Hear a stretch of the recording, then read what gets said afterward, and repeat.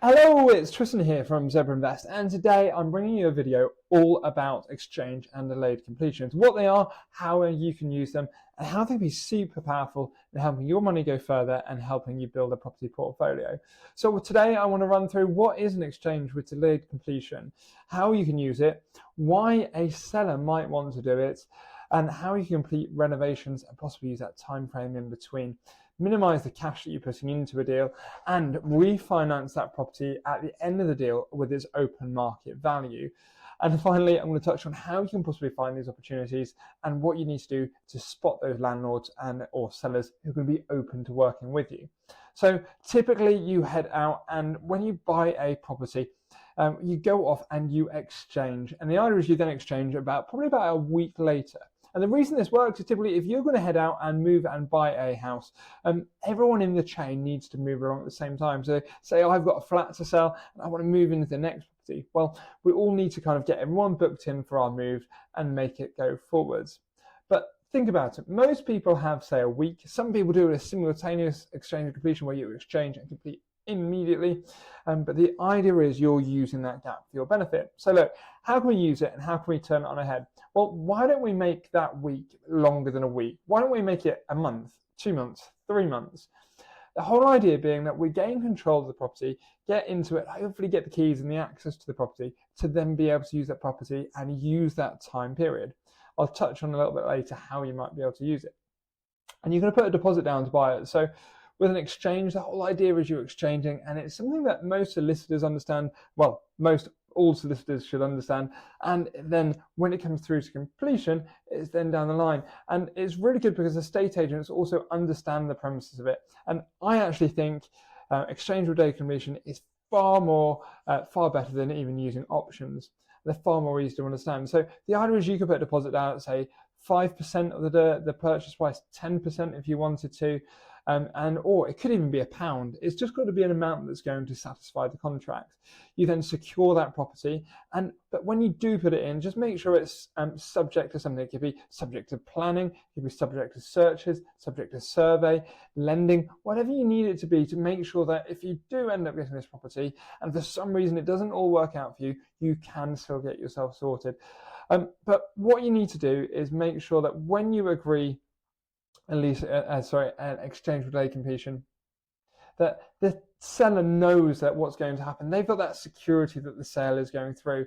So when it's going to go through, they're going to want to know, why should they give you the property? Why should they give the keys or do anything else? So you need a seller that's going to be motivated. And we'll touch on that at the end of how we're going to find those ones to do it. But the whole idea is that you might want to do something, which I've done before on a property down in Southampton, where I actually took the keys and we paid almost like a rent in between it to make sure that his mortgage was covered during that period. I could get him refurbish the whole property. I took it from a 3-bedroom, 3/4-bedroom, 3-story house and turned it into a 6-bedroom HMO. We fitted an extra bathroom, so at the end of it there was 2 bathrooms, 6 bedrooms, a large open plan kitchen, living room, and we converted the garage. And the whole idea is he wanted it, that the property's been sitting empty for a while. So by paying him a rent, it was covering his costs, and he knew that I would then cover the bills going forwards. And it can be a good idea to actually offer this to someone. You don't have to. I think it's a win-win then. You're getting something, they're getting something, and also it's probably going to cost you a lot less than what bridging is going to cost, because you haven't got the setup fees. You're simply paying for that to get sorted and go through. And what would you want to do with that today? Well, I've given you a couple of ideas, but one of the things you could do is obtain planning permission. And that's exactly what I did with Winton Street. The property didn't have it was in an Article 4 area, and it was an HMO. And unfortunately, it didn't have planning permission. And because of that, it was really hard to get the property to value up. And obviously, as soon as you got planning permission, that property is worth far more on the market than what it would be as it is. So what I actually did was I combined it and did a couple of bits at the same time. I took the planning permission and I completed a refurbishment to lift that value. But you could also do the same thing with, say, getting a lease extension. If you know you've got a property that's got a short lease, and between the exchange and the completion, you get that lease extended to lift the value of it when you go through and buy it.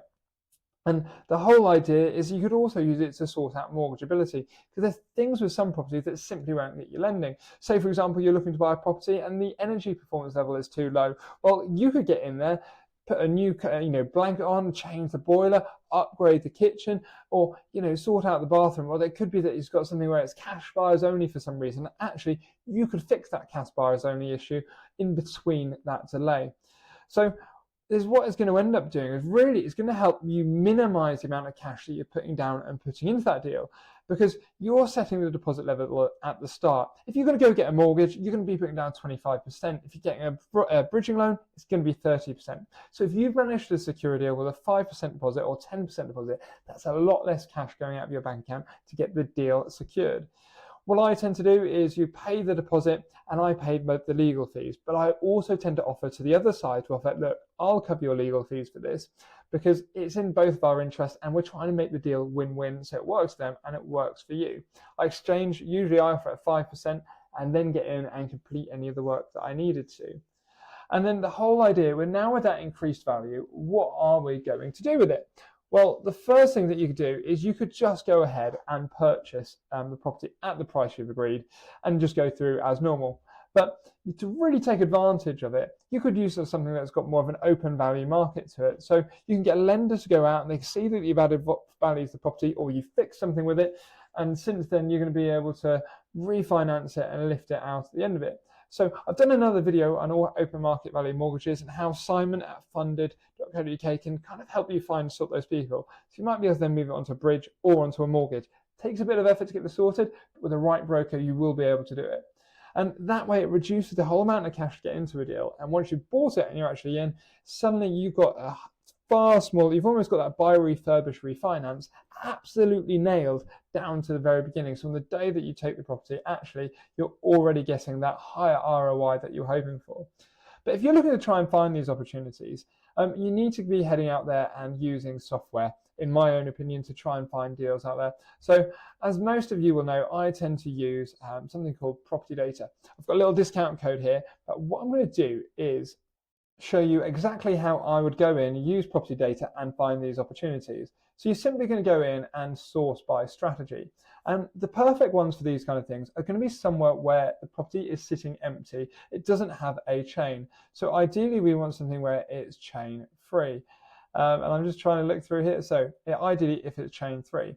And then ideally it's also going to want to be something where it's in need of renovation. Let's just get myself logged in so we can sort that out. And then we just pop in our area. So I'm based in the middle of Norwich. Just going to go with that. And I'm going to put in a surrounding area of 10 miles. And you can see there's a lot of chain-free properties where they're going to be sitting on the market. And then, so this is going to give you the first kind of idea of ones where you might be able to find a landlord who's going to be open to it or a seller who's open to it. The first thing I do is always make sure you add a filter that says that you want the property to not have been sold. I'm just trying to get this where we should usually be able to turn it off. No, where's it gone? No, here we go. So we can include subject to sold, subject to contract. So that's turned off. So we'll do that. But the other thing we can do now is intersect this list. So the idea is that we want to mix this list with a whole list of other properties. So we combine it with another strategy.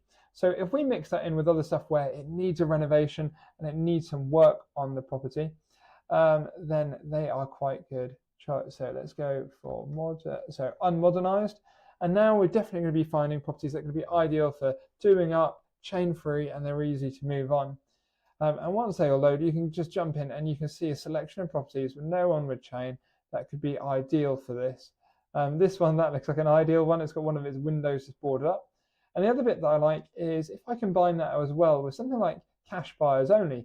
Because if you know it's cash buyers only and it's got no chain, they might be open to it because they know that you need the right type of buyer to take that property off them.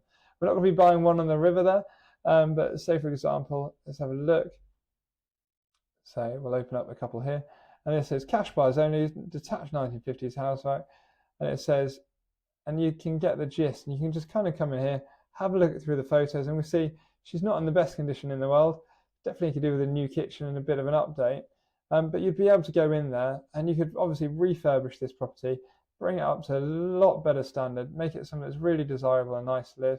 And as you can see here, just looking at the comparables that property data has for us, just how much others are worth in the area. I mean, that's if it did get anywhere near 650, you'd be absolutely laughing. But there's other ones there at 500, 475, so that could make it a good little opportunity. Then here we've got this other one here just in Wyndham. It looks they've had a window that's gone in, and again, it's a property you can see that just needs a refurb. It's a lovely 3-bedroom house. Supposedly it's showing that others in the area are on for roughly 310,000, and this is 230. So there's plenty of opportunity for a profit to be made there. So as you saw at the beginning, or just then, if you are looking to try and find these opportunities, you will need to go out and approach agents to have a chat with them.